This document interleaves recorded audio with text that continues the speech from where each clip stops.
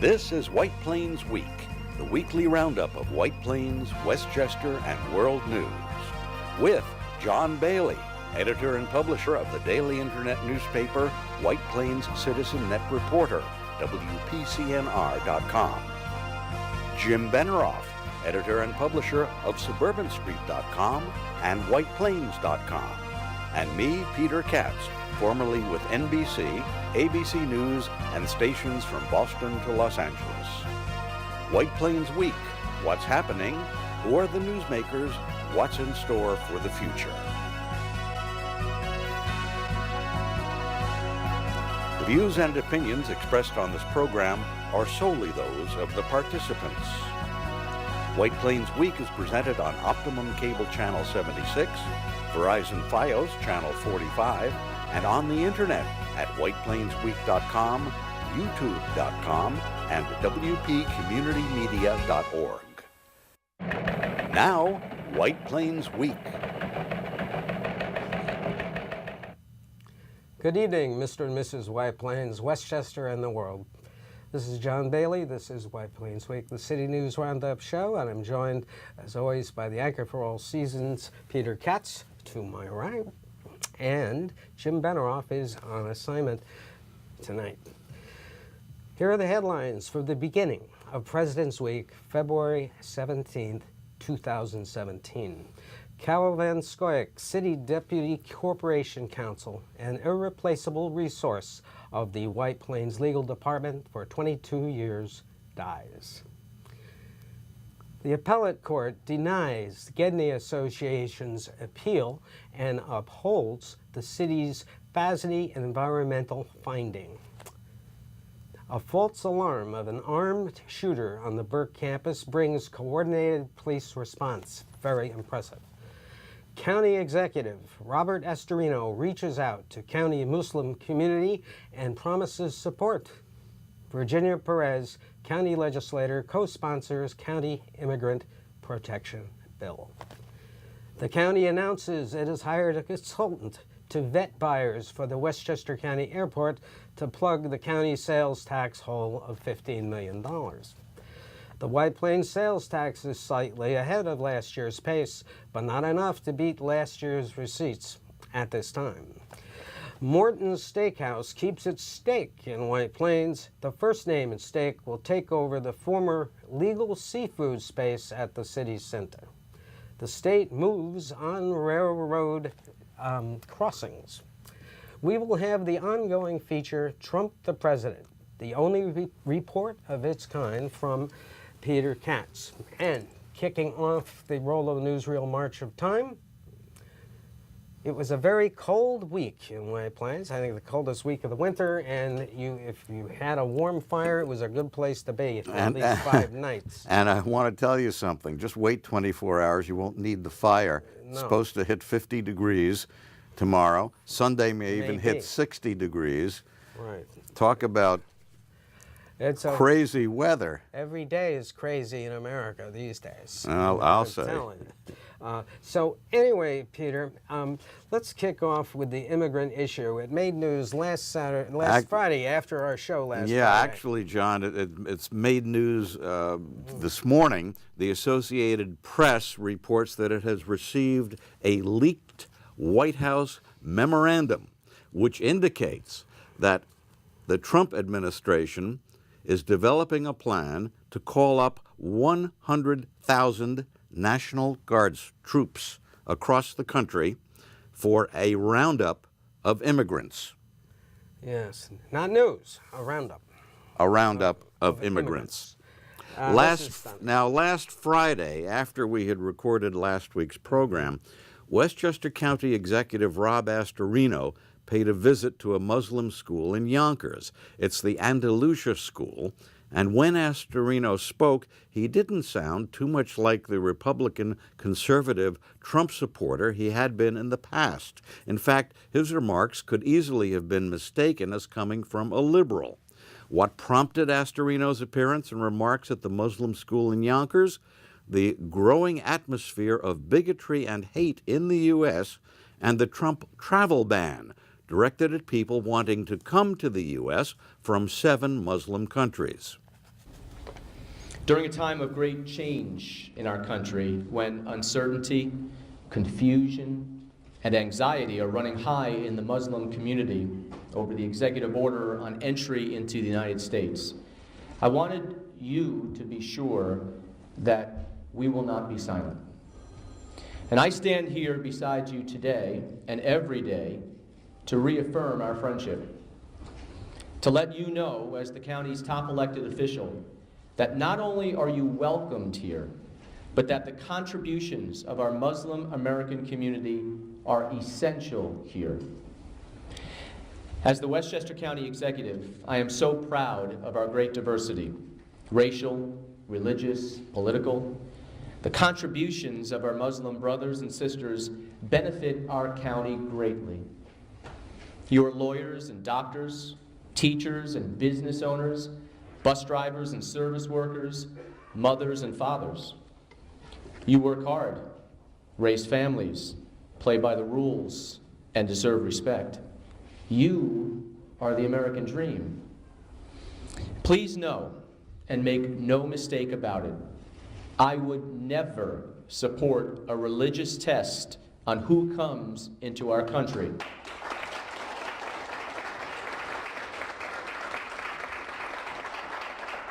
This is America, a country settled by pilgrims and Puritans fleeing religious persecution. Careful screening of all people, yes. Religious test for some, no. We all want peace and security. And what's often forgotten is that Muslims across the world are the most frequent victims of terrorist attacks. Whether the terrorist is a Muslim or a non-Muslim, as was the case in the awful terror attack at the mosque up in Quebec just a couple weeks ago. That's why it's incumbent upon us, good people of faith, to stand together on our shared values, love of peace, and on the one great founding principle of this wonderful nation, freedom of religion.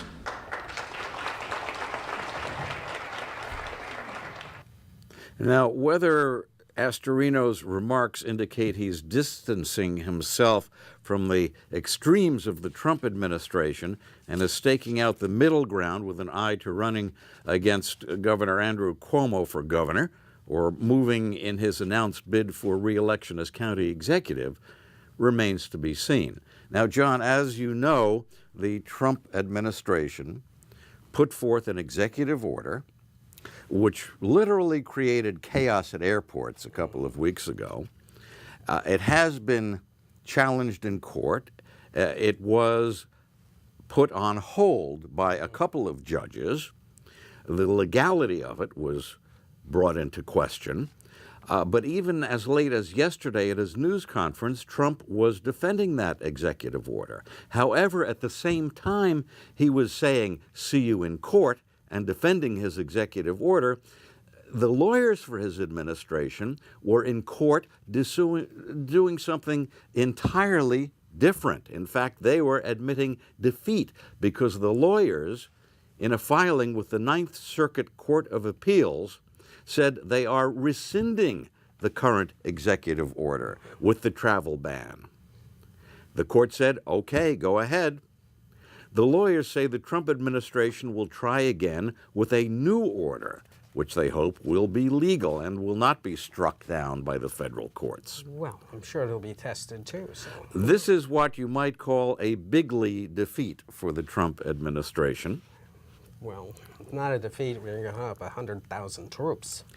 Well, that may be one way that he intends to recover, but nonetheless, I've never heard of that in my lifetime. It's a big loss for Trump, and to many he looks totally ridiculous standing there and defending this. At the same time, his lawyers are saying, "We agree with you, court. We're going to rescind this. It's no good." Yeah. In fact, in one last note on this, Virginia Perez, who is shown in the next slide beneath the shots of Mr. Astorino, is co-sponsoring a bill that the county legislative caucus came up with, which would prohibit what Westchester County Police from cooperating and furnishing lists and all that.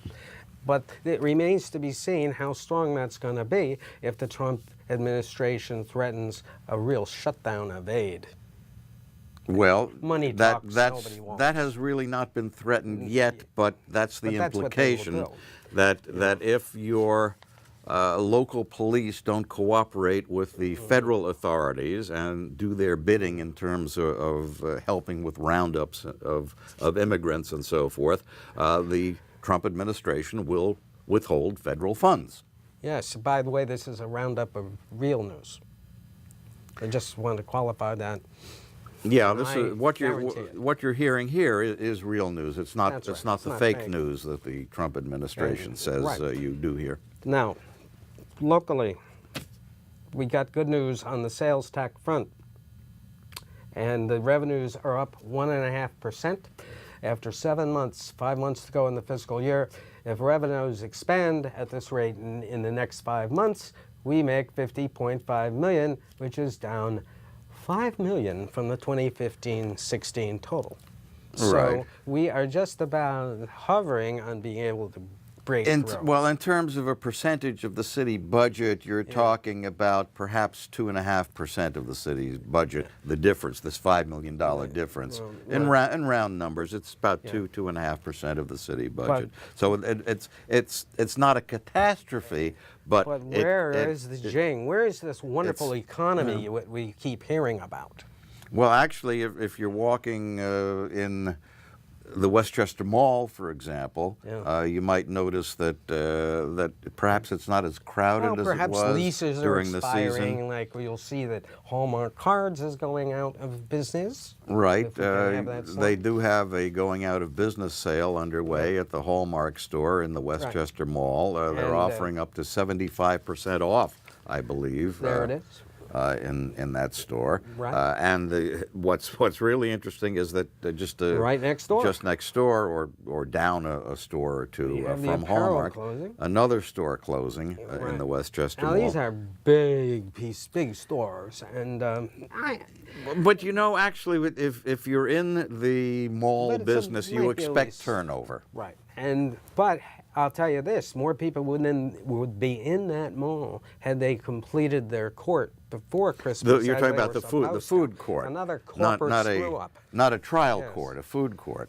Yeah, And actually, trial court. I got They're trials now on that. saying they anticipate that the build out will be complete in the food court area in April. So it's Yes, not. we'll see. We'll see. We'll see. Right.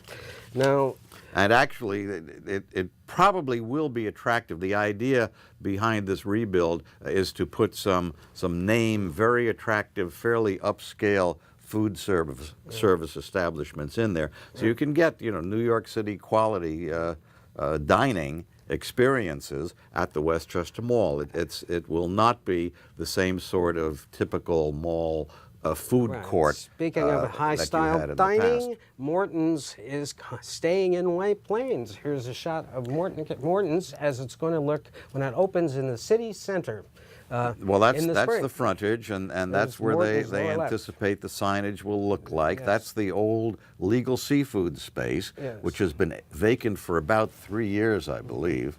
There had been some thought that Morton's would just disappear from White Plains because Dannon is going into the old Fortunoff Mall property, and Dannon is moving actually its corporate headquarters from Greenburgh into White Plains. They'll be taking the top floor for corporate offices, and the Morton's space will become a food kitchen, a test kitchen, where as you're walking along the street there, through the windows, you'll be able to see how they make test samples of the yogurt that they use for various product development. It's rather unique. They went to the city of White Plains and asked for the necessary waivers or changes to the various codes to allow this kind of food lab to be set up in a retail space And that's and coming to allow the corporate offices to take over what had been a retail space, and White Plains jumped at the opportunity, actually, to work with them. It's a rather prestigious thing for the city to have this corporate headquarters come into A town. real loss occurred this week, and that was the death of Carol Van Scoyoc, who was City Deputy Corporation Counsel for 22 years. And I will always remember her that as looking diligently at her legal notes during council work sessions. That's her in the right, and just always a smile. She would answer any question a reporter asked. More and take the importantly, time to she was explain. basically a very decent, affable human being. She was a pleasure to be with. Definitely. She was honest. She was straightforward. You know, very often in politics, you know, you're dealing with people who engage in doublespeak. Not her. When she told you something, you could count on it as being accurate and honest and forthright. I would say always, not often. She had been ill for many years. Unfortunately, things did get worse recently. Nonetheless, she continued coming into work. Often worked weekends. She would go for medical treatment and then go into the office. Quite amazing. From talking to some people at City Hall, there's a real void in City Hall. Doesn't happen all the time. In this case, she really will be missed. Something that I didn't know about her is that she was qualified to try cases before the United States Supreme Court. That is something very special in legal circles. She was a city legal star for 22 years.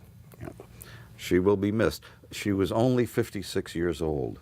Yes, and also I'd also like to say one thing. Some of the things I said about Ms. Van Scoyoc today, I never really actually said to her face. So we should make it a point when you appreciate someone's cooperation and working with them to mention that while you can. They'll always remember it. Well, John, I'll speak more kindly about you to your face from now on. I will work at that. But anyway, right now, I know America is waiting for the segment you wait for every week, the only segment of its kind in news, and that is the Trump, the President Report. Peter Katz. John, I tell you, in preparing for this week's show, I have 12 pages here, and we'll run into next week if I read everything that I prepared. And by the way, the Trump clock continues.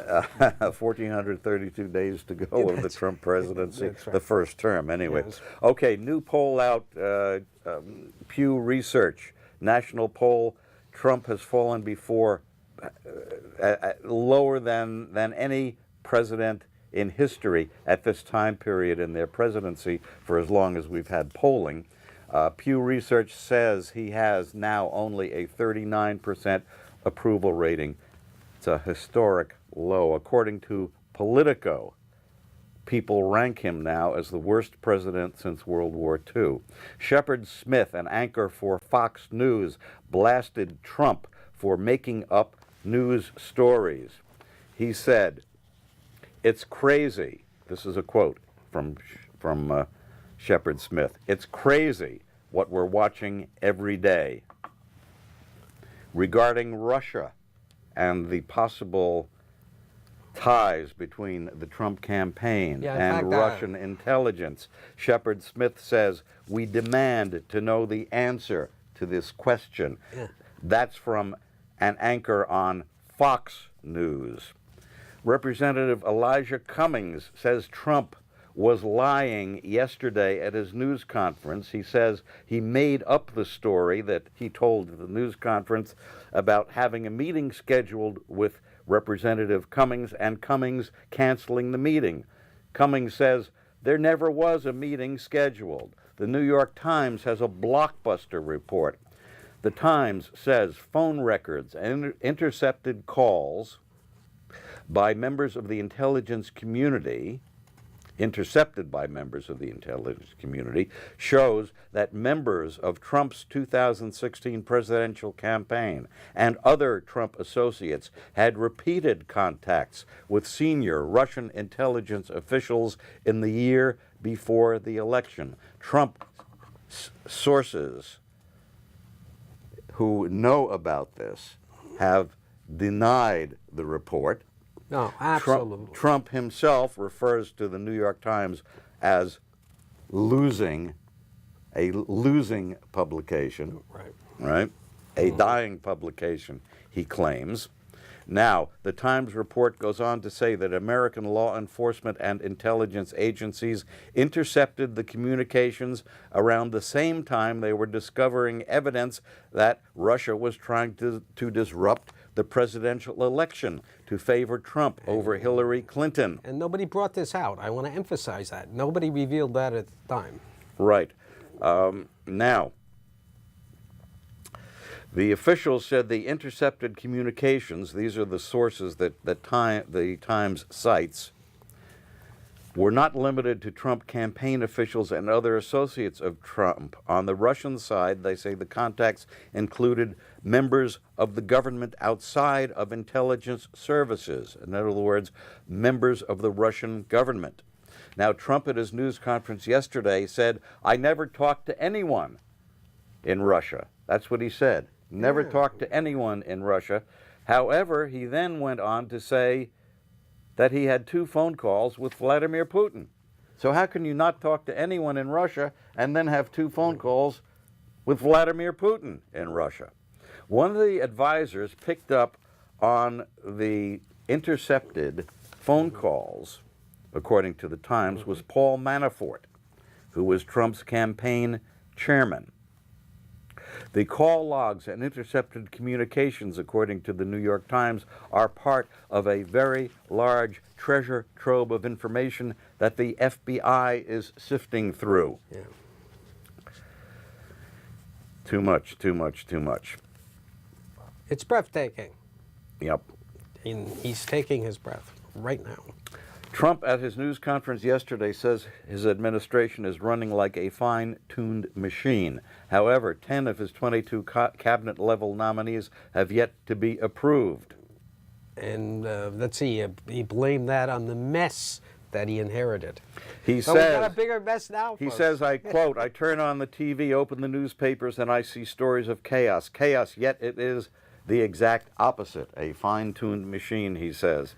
His national security advisor, Mike Flynn, resigned from his post earlier this week amid questions about his communications with the Russian government during the transition period.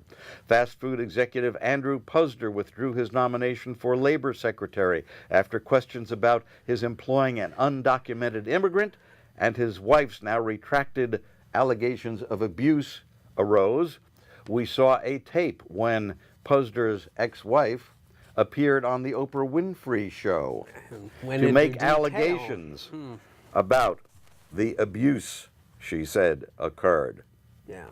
Trump said, quote, at his news conference, quote, "I don't think there's ever been a president elected who in this short period of time has done what we've done." You know, you have to agree with that. He's probably right. Actually, I can think of a few other figures in history who have. I can't think of anyone who's done what he's been doing. Oh, some have done a lot worse. He asked a billionaire Steve Feinberg to conduct a review of U.S. intelligence agencies and other aspects of the federal government. Current and former officials have told NBC News. Wow. It's just a devastating There's thing. only so much of this we can go through. Yeah. But something has happened up in Albany involving David Buchwald. You know, he's our White Plains Assemblyman. And he is busy now spreading the word that the New York State Department of Motor Vehicles has increased the number of points you'll get on your license if you violate any traffic rules at nearly 2,700 railroad crossings in New York State. in view of the tragic accident in February 2015 at a Metro North crossing in Valhalla, in which 6 were killed when an SUV on the tracks was hit by a train. Buchwald brought up the subject of safety at rail crossings during a legislative budget hearing in Albany yesterday. Buchwald was questioning Deputy Motor Vehicles Commissioner Teresa Egan.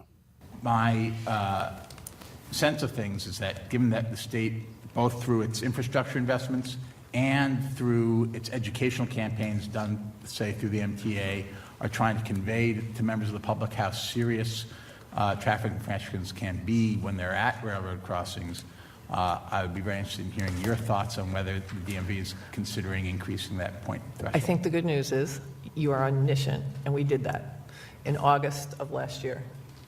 That's what I want to check to see.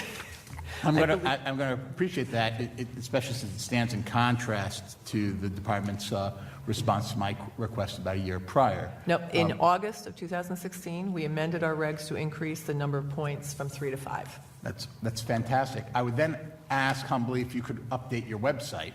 You to absolutely also reflect can. that. It will be done before I get back, I'm guessing. But also I think some sort of public notification, because I do think this is something that it's not as much about punishing misdeeds as it is trying to prevent those infractions in the first place. Absolutely. Well, you know, Buchwald has been pushing for harsher penalties for drivers who violate the traffic regulations at railroad crossings. In the summer of 2015, he tried to get the DMV to take action. They opposed it back then. Now they have taken some action. Well, somebody has to fight for these things that are important and can affect lives. And credit to him for doing that. Now, there's going to be some action over at the Purdy House. I think we mentioned this last week, but it's worth mentioning again. A week from this Sunday, which February 26th, 1 to 3 p.m., George Washington's birthday will be celebrated at Jacob Purdy House. And it's important everybody go out there and listen to the talk, which will be about George Washington's conflict with Thomas Paine, the writer of Common Sense. And you know, if you're looking for something to do this weekend, now tomorrow you can get down to Melbourne, Florida, and that's where there's going to be a big Trump rally. Trump says this will give him an opportunity a whole bunch of Florida National Guardsmen. Meet with his supporters out there. All wearing Trump shirts. Now, he'll be able to continue discrediting the news media, just as Hitler did when he had his fans at a rally, if you remember that one. And if you'd like to, you can obtain your tickets online. The tickets are free. But if you want a red baseball cap or inauguration souvenir license plate, those things will cost you. We do need to note that retired Vice Admiral Robert Harwood, who Trump wanted to replace Mike Flynn as his chief national security advisor, has turned down that job. Yeah. Stand by for the Trump to establish the Ministry of Enlightenment and Propaganda, which Mr. Hitler did. And John Bailey, Peter Katz, White Plains Week. Good night. This has been White Plains Week, news and commentary about White Plains, Westchester, and the world. The views and opinions expressed on this program were solely those of the participants. White Plains Week, produced by White Plains Citizen Net Reporter and presented on Optimum Cable Channel 76 and Verizon Fios Channel 45.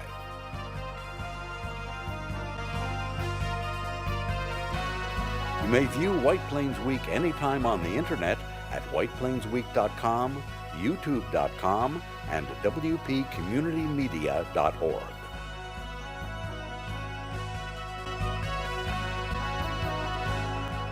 For White Plains Week, this is Peter Katz speaking.